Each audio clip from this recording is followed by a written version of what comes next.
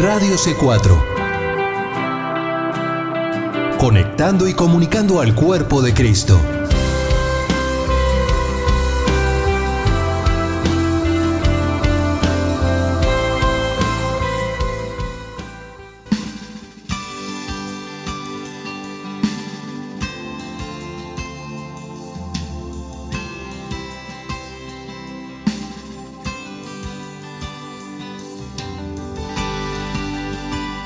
Radio C4 presenta Libre al Fin con Karina Guidi.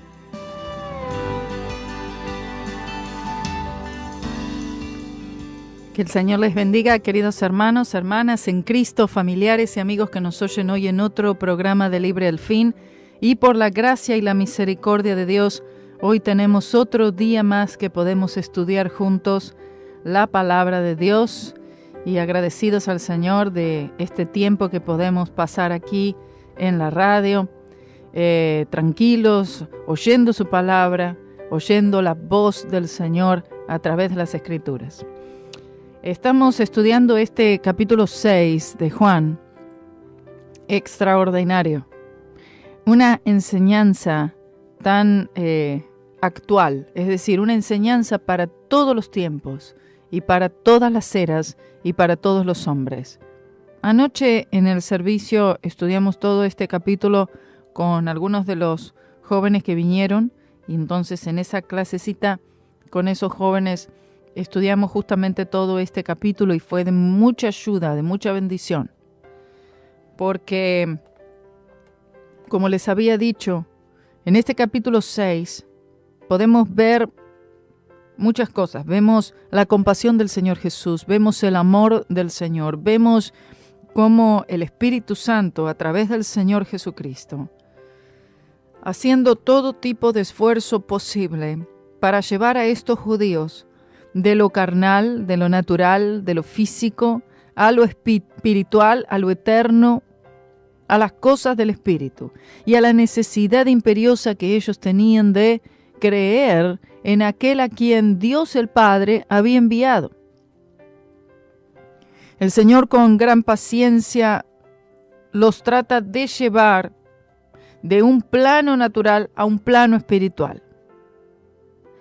Pero ellos seguían pidiendo señales, seguían pidiendo milagros, a pesar de haber visto, hacía unos momentos nada más, un milagro poderoso que había sido la multiplicación de los panes y los peces. Y además todo ese año del ministerio terrenal de Cristo, de gran poder, de grandes milagros, de señales, de maravillas, de sanidades, que parecían no ser suficientes esas señales para que ellos creyeran en el Señor verdaderamente, de la manera que debían creer en el Señor, como Jesús el pan de vida, Jesús el pan verdadero. Ellos vieron a Jesús y creyeron en las señales, pero la motivación del corazón era incorrecta. Lo veían a Jesús como un rey que podía tener gran poder político y libertar al pueblo de Israel y volverlo a convertir en aquella nación líder como una vez fue durante el reinado de David. El Señor no vino. Dice, mi reino no es de este mundo, mi reino es algo espiritual. El motivo por el cual el Señor vino fue exclusivamente para morir en la cruz del Calvario y para salvar al mundo de sus pecados. Estos judíos no entendían esto. Y a pesar de que el perfil que había sido presentado en el Antiguo Testamento por los profetas era extraordinariamente perfecto en cuanto a quién apuntaba, ellos no pudieron ver esto. La descripción dada por los profetas de quién sería el Cristo, de cómo sería el Cristo, de dónde vendría el Cristo, de qué familia vendría, todo eso estaba ya escrito. Sin embargo, cuando Jesús apareció delante de ellos, a pesar que no había manera de negar que era Él, de que esa descripción apuntaba y lo señalaba a Él perfectamente, aún así le negaron. Cuando ellos vieron cuáles eran las condiciones para comer, para participar de este pan de vida, ahí no les gustó mucho el mensaje. Dijeron, ¿quién puede tolerar este mensaje? Es difícil oír este mensaje. Mientras que el Señor le dijo, yo les puedo dar de ese pan, y si comen de este pan, entonces ya no tendrán hambre y recibirán la vida eterna. Muy bien. ¿Quieren ir al cielo? Quiero. ¿Quieren este pan de vida? Quiero. Pero cuando el Señor dijo, bueno, las condiciones son estas. Tienen que comer de mi carne y beber de mi sangre. No. Ya ahí el mensaje se puso fuerte. El mensaje lo encontraron ofensivo. El Señor les dice, ¿estas palabras les ofenden? Es que ellos no querían reconocer y aceptar al Señor Jesucristo como el verdadero pan que vino del cielo, enviado de Dios. Él vino de arriba. Pero ¿cómo? Decían, si nosotros te conocemos, ¿tú no eres acaso el que viene de Nazaret, ahí de María, de José? Nosotros sabemos quién eres. ¿Cómo es esto que tú dices que vienes del cielo, que vienes del Padre, que vienes de arriba? Que tú eres el pan de vida que vino del cielo. Si nosotros te vimos crecer allí en la casa con María y José, tus padres, en carpintería, entre maderas, entre pobreza. ¿De qué cielo tú hablas? ¿De qué padre tú hablas? Si tus padres son María y José. Y poder llevar a los hombres con corazones tan duros a ver la verdad, a entender la verdad, a creer la verdad, se había hecho y es todavía una tarea muy, muy difícil, que solamente el Espíritu Santo puede ir allanando ese terreno, pero la paciencia del Señor, la compasión y el deseo del Padre que se ve en este capítulo es extraordinario. La voluntad del Padre. La voluntad del Padre es expresada en este capítulo, que ninguno se pierda. Esa es la voluntad del Padre. La voluntad del Padre es que crean en aquel a quien Él envió, a su Hijo amado Jesucristo. Simple la voluntad del Padre es. Y ellos no pudieron ver, no pudieron reconocer esta realidad y esta verdad. Murmuraban.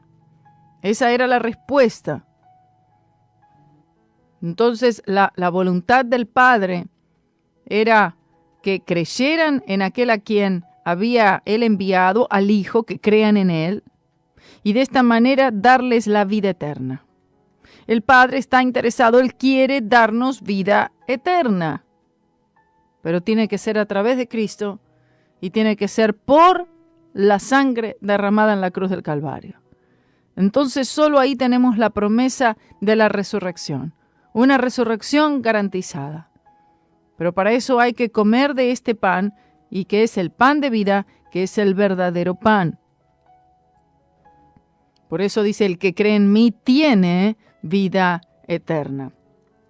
El Señor decía, vuestros padres comieron el maná en el desierto y murieron, perecieron.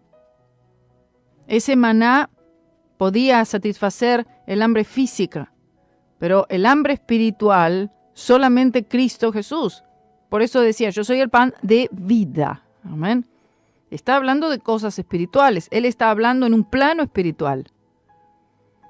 Pero cuando el hombre es tan terreno, el hombre es tan carnal, que todas las cosas las relaciona en el plano natural y le cuesta entender las cosas del espíritu, porque las cosas del espíritu solamente pueden ser discernidas espiritualmente. El nuevo nacimiento. El Señor trató de llevarlos a ese punto. Y el Señor, Él es poderoso. Él es poderoso para salvar. Sin embargo, estas personas, ¿qué sucedió? A pesar que Cristo, con todo poder, con esas palabras de vida eterna que Él estaba pronunciando delante de ellos allí mismo, en vivo y en directo, aún así no creyeron. Vemos que el Señor es poderoso para salvar, pero si la persona no quiere ser salva, si la persona rechaza, no hay nada que el Señor pueda hacer. puede presentar las oportunidades, puede ocasionar circunstancias para tratar de llevar a las personas a Cristo, y eso Él lo hará. Por eso dice que ninguno puede llegar a Cristo, al menos que el Padre lo lleve, que sea, nosotros tenemos que ser empujados hacia el Padre, y tiene que ser a través del Señor Jesucristo. Para llegar a Cristo necesitamos el poder del Espíritu Santo, porque si no, nosotros jamás iríamos a Él. Es el Espíritu Santo que debe llevarnos al Señor Jesucristo. Dice en el versículo 44, justamente eso mismo, que ninguno puede venir a mí, dice el Señor Jesús, al menos que el Padre que me envió no le trajere. Toda la iniciativa de la salvación viene de parte de Dios hacia el pecador, y no del pecador mismo. Y si nosotros no somos atraídos por esta fuerza poderosa del Padre, que es mediante el Espíritu Santo, nadie podría llegar a Dios. Nadie podría ir a Él. Oh, bendito, porque en realidad el hombre no está buscando a Dios, sino que es Dios el que vino a buscar al hombre. Es Dios el que vino a rescatar al hombre. Es Dios quien vino a encontrarnos.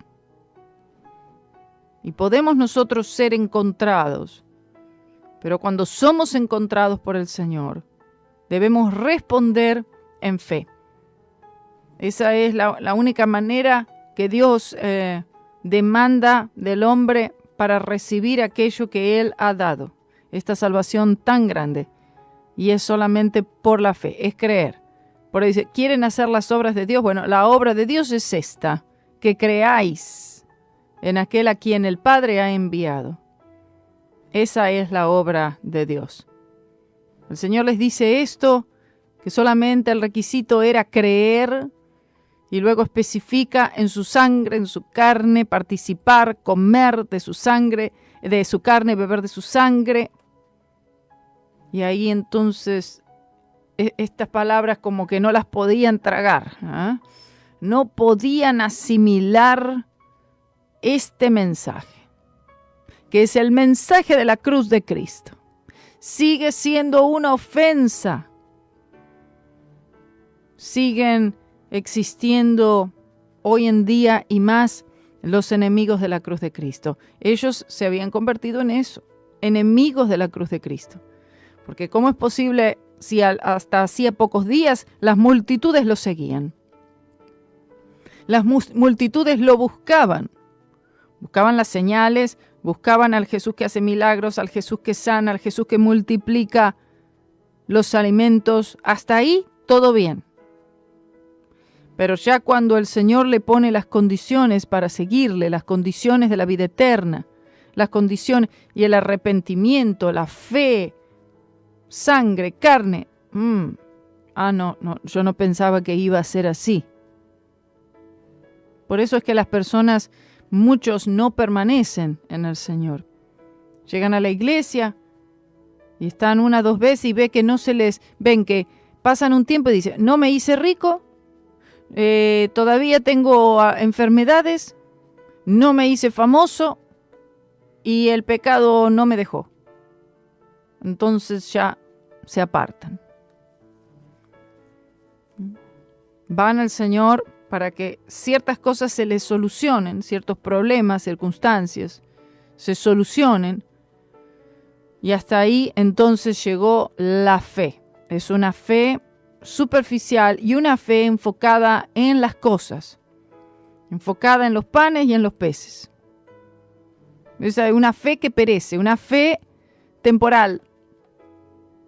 Por eso el Señor le dice, Moisés, comieron el maná, vuestros padres comieron el maná y murieron. Bueno, ¿por qué? El maná vino, comieron, pero murieron. ¿Qué quiere decir que murieron?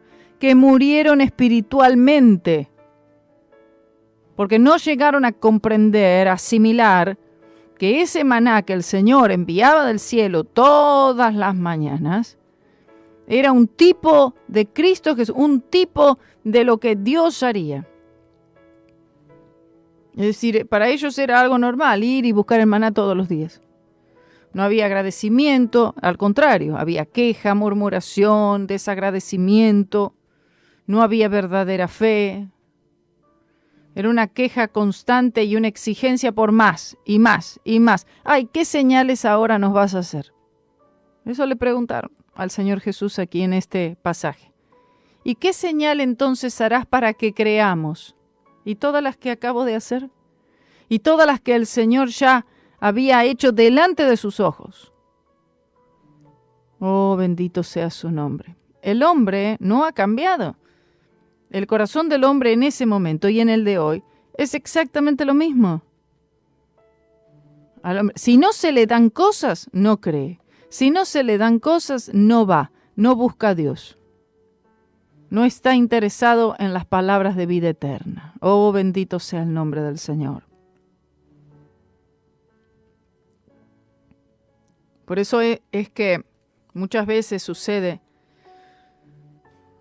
en las obras, en los trabajos misioneros, que uno necesita poner muy en claro cuál es la perspectiva del trabajo misionero, que son las almas, que es la predicación del Evangelio del Señor Jesucristo, con el propósito de ver almas salvas, creyentes bautizados con el Espíritu Santo, vidas transformadas, cuerpos sanados.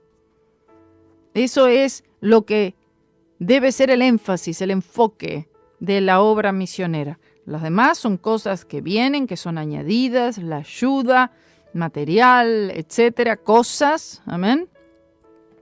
Pero no puede ser ese el énfasis, porque entonces lo que sucede es que las personas van al culto, van al congreso, van a la reunión por las cosas. Pero luego que obtienen las cosas, como dice, comieron el maná y murieron, obtienen las cosas y mueren. Y ese no es el propósito. El propósito es que coman del pan de vida, el verdadero pan que viene del cielo, que es el Señor Jesucristo. Oh, Dios Todopoderoso, gloria sea su nombre. El Señor Jesucristo le dice, este es el pan. Seguramente Él estaría señalando a sí mismo. Este es el pan que desciende del cielo, para que en el que de Él comiere no muera. Las otras cosas son pasajeras, son temporales, son terrenas. Si tú pones la fe y haces todo esfuerzo por esas cosas no podrán salvarte. Es este el pan que puede traerte la vida eterna. Para que no mueras, habla de lo que es espiritual. Y significa que si tú crees en el Señor, que comes de este pan, entonces será restaurada la unión del hombre con Dios, que había estado desunida por el pecado. Yo soy el pan vivo que descendió del cielo. Si alguno comiere de este pan, vivirá para siempre. Y el pan que yo daré es mi carne, la cual yo daré por la vida del mundo. Ya entonces vemos cómo la terminología de a poco comienza a cambiar. Primero le dice el maná, ¿se acuerdan? Bueno, soy yo, que vino hablaba de mí, me representaba a mí, era un símbolo de mí. El Señor revela su igualdad con Dios y que Él es el Hijo de Dios, que Él vino con un propósito. ¿Cuál? Entregarse a sí mismo, sacrificar su propio cuerpo. Aquí entonces menciona su cuerpo, su carne. Yo daré, dice, y el pan que yo daré, ¿cuál es el pan que Él da? El pan de vida. Su carne, su cuerpo físico, la cual yo daré por la vida del mundo. Yo voy a entregar mi carne, mi cuerpo físico, o sea, en sacrificio, lo cual habla de muerte, de crucifixión, para que el mundo viva. Por lo menos todos los que crean, por supuesto. 52 dice entonces, los judíos contendían entre sí. Esta era la incredulidad, diciendo, ¿cómo puede darnos su carne a comer? otra vez, el pensamiento de ellos estaba aferrado a lo físico, a lo natural y a lo terreno, a lo carnal. Pero se había hecho imposible despegar a estas personas de lo terrenal y de lo físico y de lo carnal para llevarlo al plano espiritual en cuanto a lo que el Señor estaba hablando. La incredulidad era absoluta. ¿Cómo puede dice, darnos su carne a comer? Estos son los pensamientos en lo físico. Él está hablando de lo espiritual. El hombre no redimido, a pesar de toda su arrogancia intelectual, no puede pensar como Dios piensa. A pesar de la educación y el intento de superarse, de todos los métodos de autoayuda, el hombre no puede llegar más de lo que es un animal, al menos que nazca de nuevo. 53 dice, y Jesús les dijo, de cierto os digo, si no comiereis la carne del Hijo del Hombre y bebiereis su sangre, no tendréis vida en vosotros. Esa terminología se refiere a la cruz, comer la carne del Hijo del Hombre. Es decir, yo vine como hombre a morir. Él está hablando de su ofrecimiento en la cruz para la salvación de la humanidad, para creer completamente en Él y lo que Él hizo por nosotros, en lo que Él es lo que Él quiere decir aquí. Este versículo nos indica a qué grado de creer o de creencia, de fe, se refiere a la cruz, que es el objeto total de la creencia en Dios. Si fallamos en creer en Dios en esto, entonces ya no hay vida eterna. No puede haber vida eterna. Creer en Dios es creer en Jesús por el medio de la cruz, de la sangre de Cristo. El que come mi carne y bebe mi sangre tiene vida eterna, y yo le resucitaré en el día postrero. Esta es la cuarta vez que el Señor Jesús menciona la resurrección. Es decir, estoy ofreciéndoles el regalo de la vida eterna. Gloria a Dios. Pero tienen que comer mi carne y beber mi sangre. Porque mi carne es verdadera comida y mi sangre es verdadera bebida. La idea es que se debe comer y beber de él diariamente. Verdadera comida y verdadera bebida. Y la comida, la bebida son elementos que necesitamos todos los días, en lo físico y en lo espiritual también. 56 dice, el que come mi carne y bebe mi sangre, en mí permanece y yo en él. Vuelve a repetir, es decir, por la repetición, para que a ver si estas palabras podían penetrar esos corazones y arrancarlos, ¿no? Despegarlos del pensamiento carnal. Como me envió el Padre viviente, y yo vivo por el Padre, asimismo el que me come, él también vivirá por mí. Está hablando de la encarnación, y la verdad es que como Jesús no envió una vida independiente del Padre, por consiguiente tampoco debe el creyente. De hecho, no se puede vivir una vida independientemente de Cristo. Por eso dice, yo vivo por el Padre. ¿Y nosotros cómo vamos a vivir? También, de la misma forma. No podemos vivir una vida independientemente del Señor. De otro modo no tenemos vida entonces. Dice el 58, este es el pan que descendió del cielo. Otra vez señala que Él mismo, Él es, gloria al Señor, el pan que descendió del cielo. No como vuestros padres comieron el maná y perecieron. Repite nuevamente esta frase. Es decir, quiten sus ojos de lo terrenal, de lo pasajero, de lo físico, de satisfacer sus necesidades físicas cuando las necesidades espirituales no están siendo atendidas. Y justamente eso es lo que necesitan si es que quieren obtener la vida eterna. ¿Cómo es posible que no hay ningún problema en que la gente vaya a las campañas de milagros, sanidades y de prosperidad? No falta gente para ir a esas reuniones.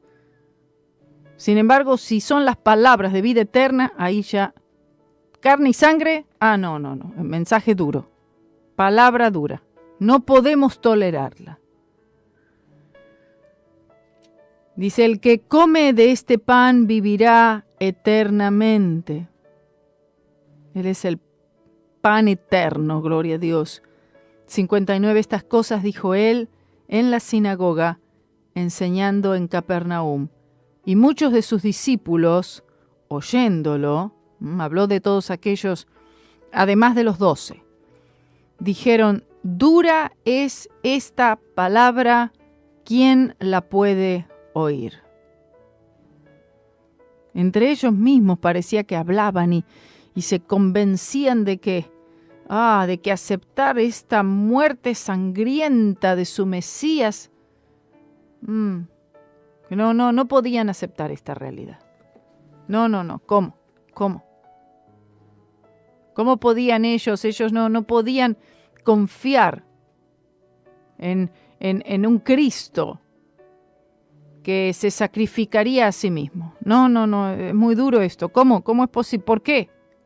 Es que es por los pecados de ustedes, por vuestros pecados y por vuestras transgresiones, el Hijo de Dios tiene que morir. Esa es la única manera. Ay, no, pero ¿por qué? No, es dura esa palabra. ¿Quién la puede oír? La cruz de Cristo fue un tropezadero para los judíos. Les parecía algo grotesco, algo ofensivo, algo terrible. Y no pudieron soportar esa palabra. Ay, pero ¿qué nos quieren decir? Que nosotros, por los pecados nuestros, tiene que morir el Hijo de Dios. No, eso es mucho, no creo que sea para tanto. Bueno, estaremos un poquito mal ajustados, pero no creo que sea para... ¡Qué exagerado! Como muchos dicen, de aquellos verdaderos creyentes, ¡ay, qué exagerado que sos! No es para tanto. Así lo veían ellos. Fíjense en el 61, y sabiendo Jesús en sí mismo que sus discípulos murmuraban de esto, les dijo, ¿esto os ofende? Es decir, esto que digo los escandaliza. De hecho, la cruz es una ofensa, es un escándalo a la totalidad del mundo y desgraciadamente también a la mayoría de la iglesia moderna. ¿Qué pasa? ¿Los ofende esto que yo tengo que morir por los pecados de ustedes? ¿Les ofende? ¿Les escandaliza? 62. Pues, ¿qué si viereis al Hijo del Hombre que sube donde estaba primero? El Señor Jesús les dice que si su muerte fuera un tropiezo para ellos, cuánto más sería su resurrección.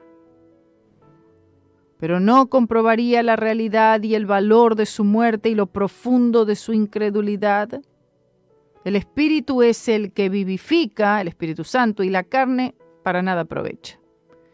En efecto, el Señor les dice, si usted podría comer literalmente mi carne y beber mi sangre, esto no salvaría sus almas. No estoy hablando de eso. La palabra carne, como se emplea aquí, se refiere a los esfuerzos del hombre, lo que estos pudieran ser apartados de Cristo y la cruz. El Espíritu es el que vivifica, la carne para nada aprovecha. Las palabras que yo os he hablado son espíritu y son vida. El Espíritu Santo quien da vida por medio de la obra consumada de Cristo. Y luego en el 64, el Señor dice, mas hay algunos de vosotros que no creen, porque Jesús desde el principio sabía quiénes eran los que no creían y quién le había de entregar. Se refiere a Judas Iscariote. No creyeron, dice, él sabía, ¿no? Sé que algunos de ustedes no creen. No creyeron lo que Él dijo acerca de sí mismo, lo cual fue referente a la cruz. En la actualidad, millones de personas en la iglesia caen también en esta categoría. Oyeron el mensaje, oyeron. Fueron al culto, fueron. Sin embargo, aún no creen, porque Jesús desde el principio sabía quiénes eran los que no creían. No es que conocía o sabía de los individuos en sí, sino más bien que Él sabía que estas palabras ocasionarían incredulidad, que no tendrían el efecto esperado, porque los corazones de los hombres estaban muy duros a esta verdad. Aquí Él sabía quién le había de entregar. El Espíritu Santo le reveló esto, Judas Iscariote, y la ocasión de su traición, que era la cruz. Un traicionero de la cruz de Cristo. 65, y Él dijo, por eso os he dicho que ninguno puede venir a mí si no le fuere dado del Padre. Es decir, cualquiera puede ir a Cristo. Si la persona rechaza la cruz, entonces el Padre manda que el Espíritu Santo prohíba la entrada. No, porque creo en Dios. Bueno, si no crees en Jesucristo y su obra en la cruz del Calvario, entonces el Espíritu Santo prohíbe esa entrada. La puerta está cerrada. 66. Desde esto, muchos de sus discípulos volvieron atrás y ya no andaban con Él. Empiezan a reducirse ahora los números. Ahora las multitudes comienzan a ser menos. Las afirmaciones de Cristo fueron tan profundamente diferentes de lo que ellos se imaginaron que oirían, y ahora rechazaron el aceptarle completamente. Dice, y ya no andaban. ¿Cuántos? Muchos de sus discípulos retrocedieron, se volvieron atrás, dijeron, hasta aquí llegué. Milagro, bien. Sanidades, bien. Multiplicación de panes, peces, bien. Estómago lleno, sí. Pero hasta ahí llegué. Esto de participar de su carne, su sangre, todo esto es muy duro. No podemos nosotros oír estas palabras. No podemos aceptarlo. Entonces, cuando estas multitudes se van, el Señor Jesús le dice a los 12, eso es a sus 12, ¿ustedes también quieren irse? La deserción de todos estos antiguos discípulos indudablemente le causó muchísimo dolor al corazón del Señor. Y su pregunta a los primeros 12 revoca la doctrina de la seguridad eterna incondicional. De hecho, Judas se marchó realmente. Y le respondió Simón Pedro, Señor, ¿a quién iremos? Oh, gloria sea el nombre del Señor. El apóstol por segunda vez admite quién es Jesús, pero en un lenguaje más enfático. Cuando el Señor Jesucristo le dice, ¿ustedes también quieren irse? Y entonces ahí Pedro habla y dice, no, Señor, ¿a quién iremos? Solo tú tienes palabras de vida eterna. Menos Judas. Todos los demás creyeron realmente lo que el Señor Jesús dijo. Gloria sea el nombre del Señor. Volvemos en un momento.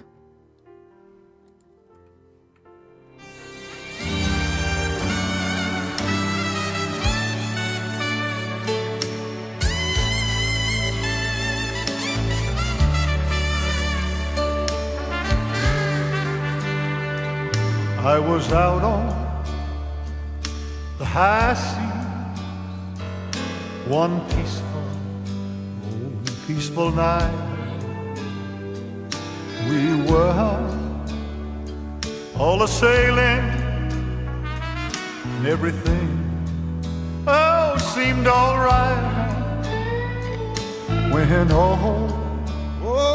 of a sudden Saturday night. Oh, the storm clouds, yes, we're gathering. The wind began to blow.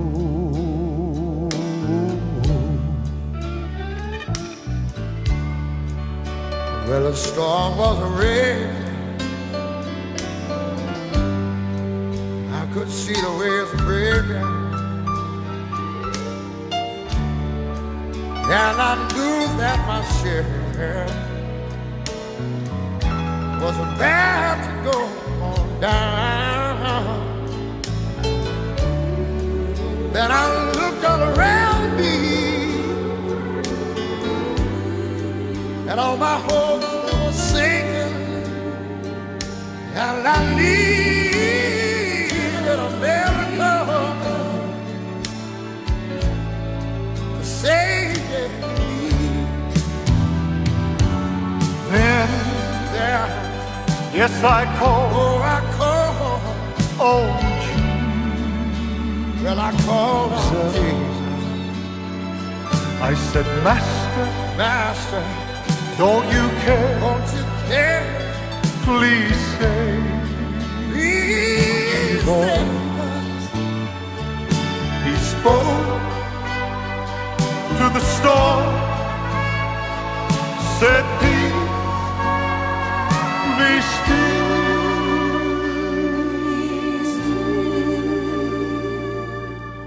Even the wind obeys.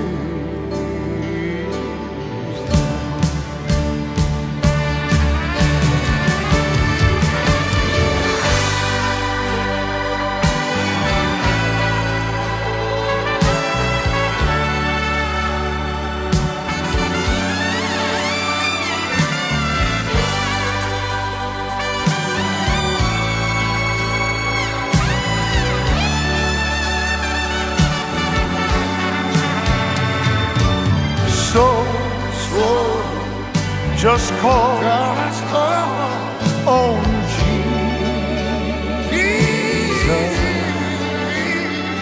Say, Master, Master, I know you care. I know that you love me. Please save. Please save us. He'll speak to the wind.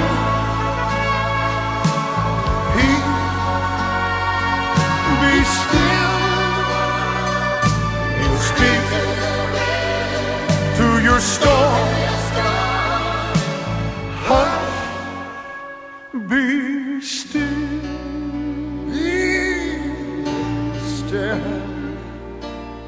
He'll calm your storm that's raging.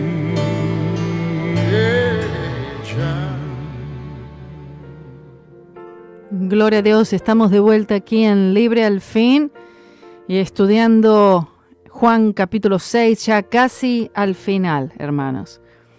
Seguimos aquí, dice así entonces, después de esta gran confesión de Pedro, solo tú, Señor, tienes palabras de vida eterna.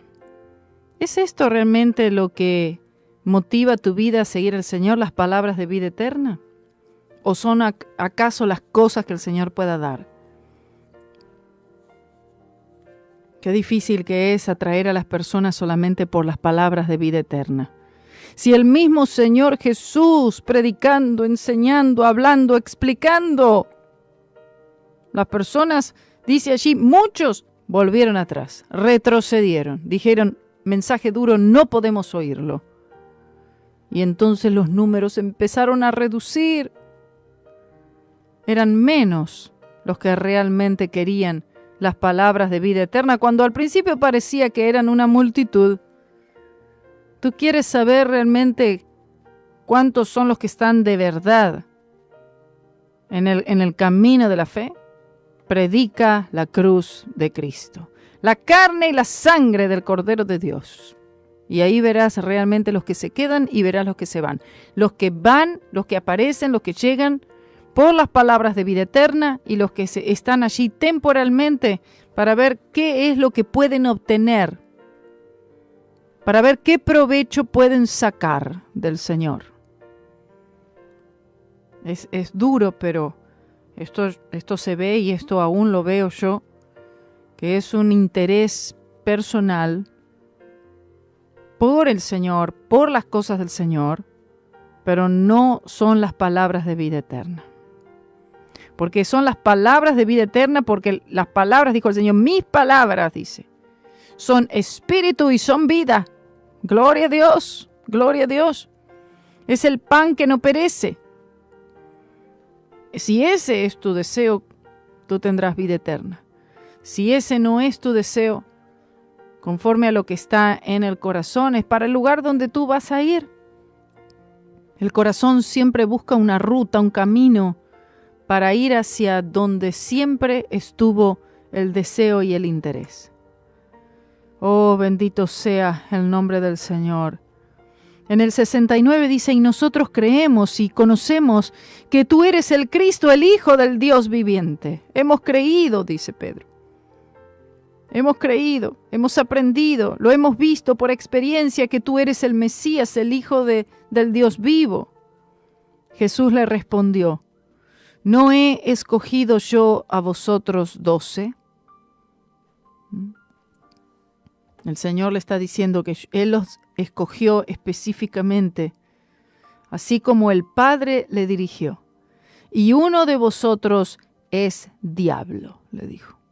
Jesús eligió a Judas, y Judas también al principio eligió a Cristo. Sin embargo, la selección de Judas fue desviada por la incredulidad, como sucede con millones de personas. 71 dice, y él hablaba de Judas Iscariote, hijo de Simón.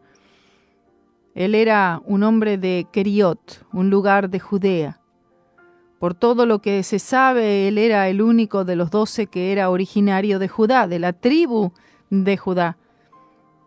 Se cree que Judas, justamente, él provenía de la tribu de Judá, la tribu por la cual vino el Señor Jesús, de las 12 tribus.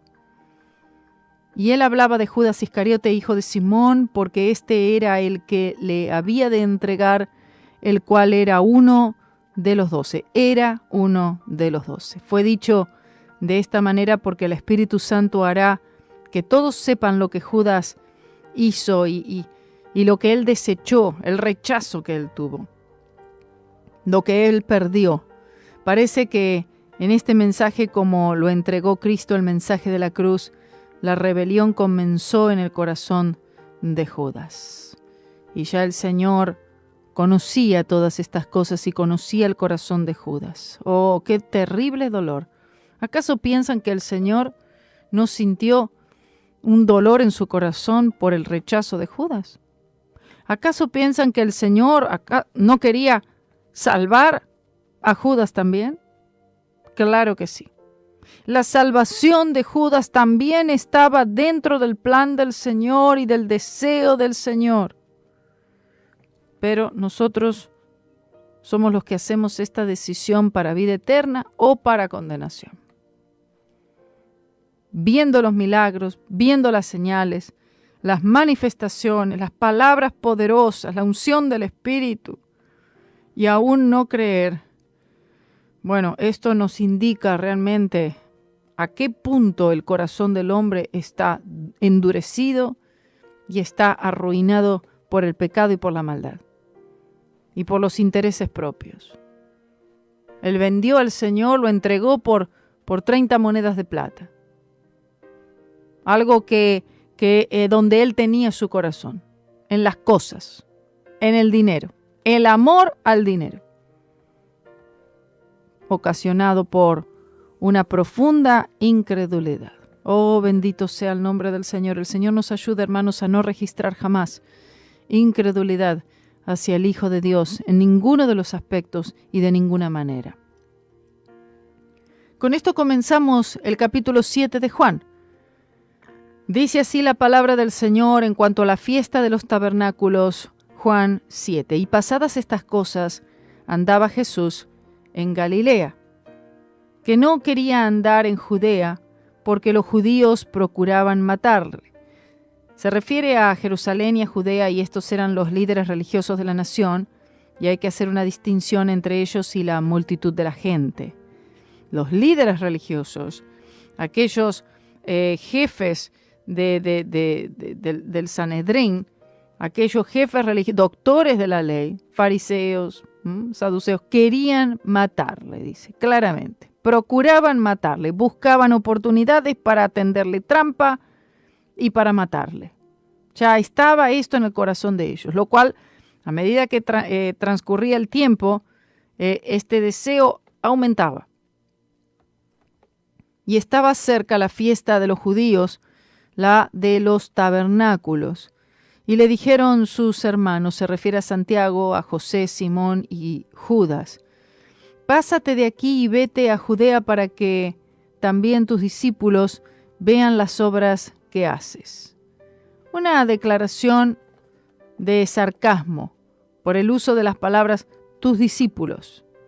Estaba diciendo que ellos, sus hermanos, no eran sus discípulos y quisieron que todos supieran que ellos no tenían asociación alguna con ese grupo. Es decir, nosotros no pertenecemos a tu grupo, tus discípulos. Nosotros no somos tus discípulos. Dice, esto es lo que le dijeron sus hermanos, los hermanos del Señor, Santiago, José, Simón y Judas. Amén. Registra la palabra quiénes eran sus hermanos: Santiago, José, Simón y Judas. Mateo 13:55. Versículo 4. Que ninguno que procura ser claro hace algo en lo oculto. Si estas cosas haces, manifiéstate al mundo. Muy bien, se daban cuenta de la animosidad de los líderes religiosos en contra de Jesús, por eso no podían evitar saber que Él se expondría si fuera allá en esa oportunidad. Y esto es muy similar a las tentaciones ofrecidas por Satanás en el desierto, Mateo capítulo 4 del 1 al 11. Versículo 5, porque ni aun sus hermanos creían en Él. Qué frase tan dolorosa, ¿cierto? Sus hermanos, los que crecieron con Él, los que le vieron, de la manera en la cual Él se comportó, sin jamás un pecado, nunca una falta, nunca una palabra fuera de orden, nunca un enojo, sino en amor. Y aún así sus hermanos no creían en Él. De haberse presentado su madre, sus hermanos y hermanas como leprosos morales en necesidad de limpieza de sus pecados, ellos se hubieran dado cuenta quién y lo que Él era, porque el conocimiento de las realidades espirituales solo se llega al alma a través de un corazón convencido de pecado y no por medio del intelecto religioso. Ellos lo tuvieron allí enfrente, aún vivieron con Él, compartían con Él. Sin embargo, dice que ni aún sus hermanos creían en Él. A ver, si aún sus hermanos no creían en Él, ¿cómo no va a ser difícil que otros que nunca le vieron crean en el Señor Jesucristo? Es difícil, porque requiere fe. En realidad se comprueba el hecho que no necesariamente ven, oyen y creen, porque ellos vieron, ellos oyeron, ellos tocaron, palparon, y sin embargo no creyeron. Las multitudes del capítulo 6, lo mismo. No necesariamente por ver señales, por ver milagros, por oír, no necesariamente las personas van a creer. Tiene que haber un deseo en el corazón de creer y tener una revelación de nuestra pecaminosidad y de nuestra necesidad imperiosa de salvación. Les dice entonces Jesús: mi tiempo aún no ha venido, mas cualquier tiempo siempre es bueno para vosotros. Él se refería a que todavía no había llegado su tiempo de crucifixión, todavía no había llegado el momento para Él morir. lo cual todavía sería más adelante, unos 6 meses más adelante. Y ellos no entendieron esto, y tampoco sus discípulos entendieron esto. Mas cualquier tiempo siempre es bueno para vosotros. Esta declaración expresa que las ideas de ellos eran similares a las ideas que tenía el mundo, o sea, del diablo. Tenían una mente terrena, una mente aún diabólica, en enemistad con Dios, y en enemistad a la manera de Dios. Porque dice, creo en Dios, pero no se cree la manera de Dios para la salvación o la manera de Dios para la victoria. La manera de Dios para vivir en victoria sobre el pecado, el mundo y el diablo no es por las obras. Y muchas veces los creyentes son creyentes, sí, pero no aceptan la manera de Dios para vivir en victoria, sino que ellos quieren formular su propia forma para vivir en victoria a través de obras, a través de leyes, a través de reglamentos. Versículo 7. No puede el mundo aborreceros a vosotros, mas a mí me aborrece, porque yo doy testimonio de él, que sus obras son malas. El pensar de ellos en ese momento estaba de acuerdo como pensaba el mundo. Y el mundo piensa como Satanás. Es el mundo de la religión, y la religión aborrece a Cristo, aborrece las cosas del Espíritu. Oh, bendito sea el nombre del Señor. Versículo 8. Vosotros subid a esta fiesta. Pertenece al hecho de que la mayoría de la gente que asistía a esta fiesta no entendieron el significado espiritual de esta fiesta. La fiesta de los tabernáculos estaba hablando justamente del Señor Jesucristo. Dice, yo no subo aún a esta fiesta porque mi tiempo aún no es cumplido. Su momento para cumplir lo que esta fiesta representaba todavía no había llegado y no llegará hasta el milenio. La fiesta de los tabernáculos representa el reino milenial. Tras el arrebatamiento, gran tribulación, segunda venida de Cristo y el establecimiento de su reino milenial. De eso es que hablaba esta fiesta. El Señor dice, todavía no ha llegado mi tiempo, es decir, todavía no ha llegado el tiempo de el reino milenial, de establecer el reino milenial, porque todavía el Señor tenía que ir a la cruz. Y habiéndoles dicho esto, se quedó aún en Galilea. Él esperó allí 2 o 3 días antes de ir por fin a Jerusalén. Mas cuando sus hermanos hubieron subido, entonces él también subió a la fiesta. Insinúa que Jesús no quiso viajar con sus hermanos al darse cuenta de su hostilidad, aunque sus otros motivos por la demora tenían más validez, dice. Mas cuando sus hermanos hubieron subido, entonces él también subió a la fiesta, no en público, sino como en secreto. Declara que fue hecho por razones específicas. Y le buscaban los judíos en la fiesta y decían, ¿dónde está aquel? Dice, le buscaban. Se refiere a los jefes religiosos de Israel. Le estaban buscando, pero no es que le estaban buscando espiritualmente. No es que le estaban buscando por las palabras de vida eterna. Estaban buscándole con motivos incorrectos. ¿Por qué? Recuerden, ya en el corazón de ellos estaba el matarle. Le estaban buscando, pero le estaban buscando para tenderle alguna trampa. Y había grande murmullo de él, entre la gente. Corresponde a los comentarios tanto negativos como positivos. Se comentaba de todo. Porque unos decían, bueno es, y otros decían, no, antes engaña a las gentes.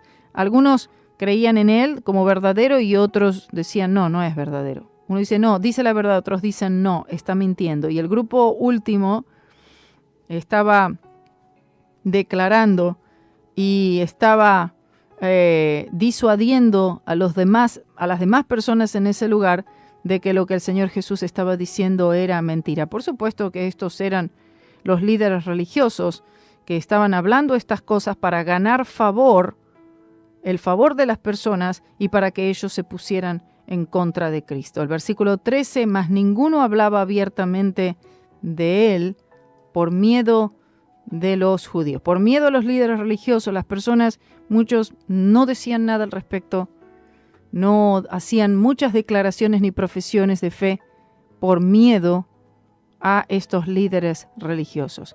La religión siempre produce temor y produce miedo. Vamos a seguir con esto. Ya Marcelo está listo para empezar el programa y vamos entonces en el próximo programa terminar el capítulo 7 de Juan. Este estudio de Juan es extraordinario, hermanos. No se lo pierdan, se los pido por favor, y que el Señor les bendiga con gran poder. Los amamos.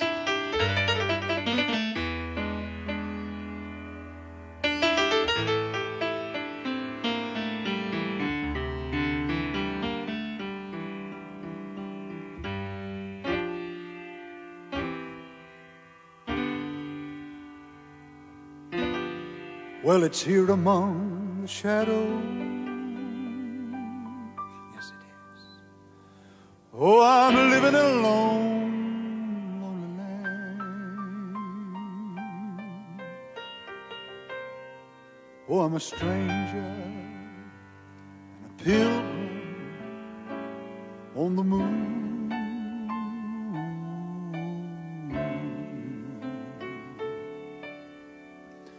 Oh, I'm heading toward that sunrise. Somebody told me there's victory ahead. I believe it, I believe it, I believe it. Wanna tell you there I'm looking for city. Oh, build a boat.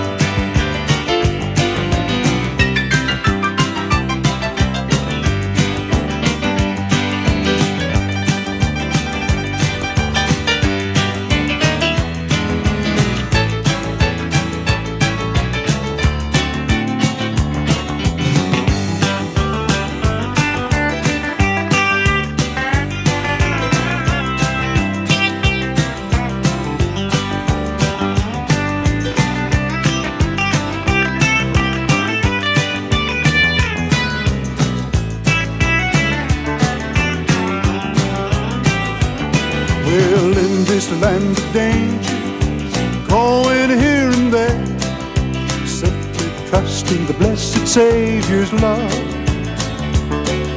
Though we may be strangers, living in a world of care, looking for the city built above. Sing it, John! Looking for a city where we'll never die. There the saints